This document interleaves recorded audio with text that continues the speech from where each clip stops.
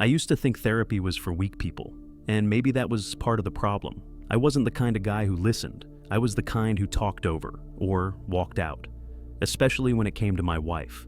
Her name was Rachel.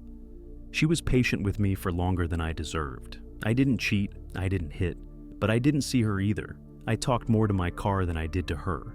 I made jokes about her being too sensitive, and when she cried during fights, I just rolled my eyes and walked away. So yeah, I broke her down slowly, not with violence, but with apathy. When she finally said, "I think we should see someone," I laughed. Not to be a jerk, I just didn't think we needed it. I thought she was overreacting, again, but she cried, and this time, I didn't walk away. That's how I met Dr. Ethan Miles. He looked young to be a therapist. Kind eyes, soft voice, clean office. Nothing intimidating. He was friendly, calm, he listened, really listened, and even when I told him things I wouldn't tell anyone else, like how numb I felt some days, or how I'd get so angry for no reason it scared me, he didn't flinch. He made me feel safe, like I wasn't a bad person, just someone who needed a reset. After Rachel moved out, I kept going to see him, not because I thought she'd come back, but because for the first time, I felt like I was trying to be better. And that's when he brought up the meds. Just to help with the mood swings, he said. Totally safe, won't interfere with your day. You can even drive on them.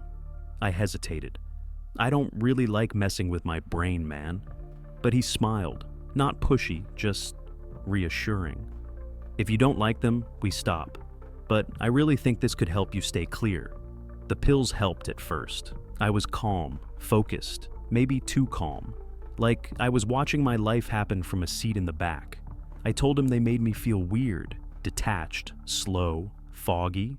He said that was normal at first, said my body was adjusting, said, if it helps you sleep, that's a bonus. Then came the traffic stop. It was a regular night.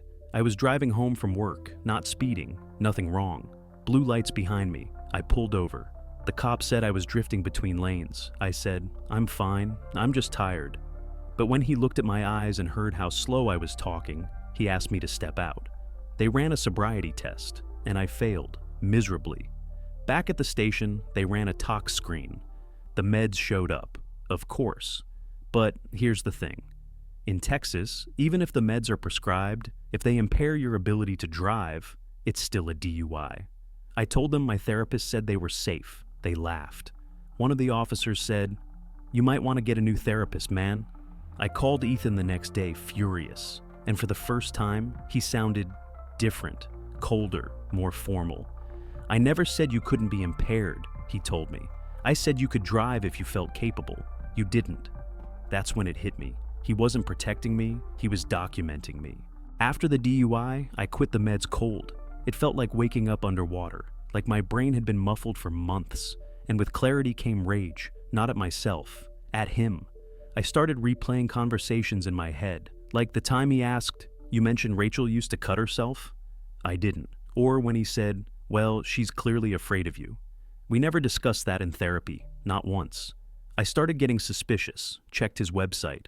Nothing strange, very professional, very neutral. But a few days later, I opened Rachel's Instagram. Some peaceful photo of a sunset, captioned, "Finally healing." And there it was. One of the likes, Dr. Ethan Miles. I checked Facebook. His profile was private, but his avatar was telling. A selfie in a kitchen. And in the blurry reflection behind him, Rachel, her hair, her shape, her house. I snapped. I called him, not as a client, as someone who had been set up.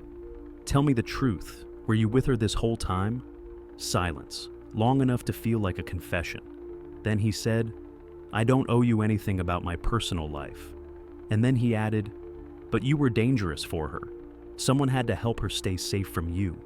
He didn't even deny it. He knew her before he became my therapist. Hell, maybe they were already together when I sat down in that chair for the first time.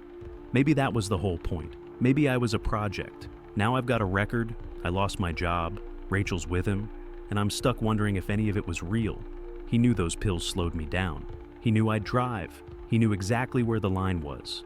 And he led me right over it. The worst part? Some nights I still wonder if he was right, if I really was the problem, if the manipulation was just the truth. Because if that's true, then he didn't just win, he rewrote who I am.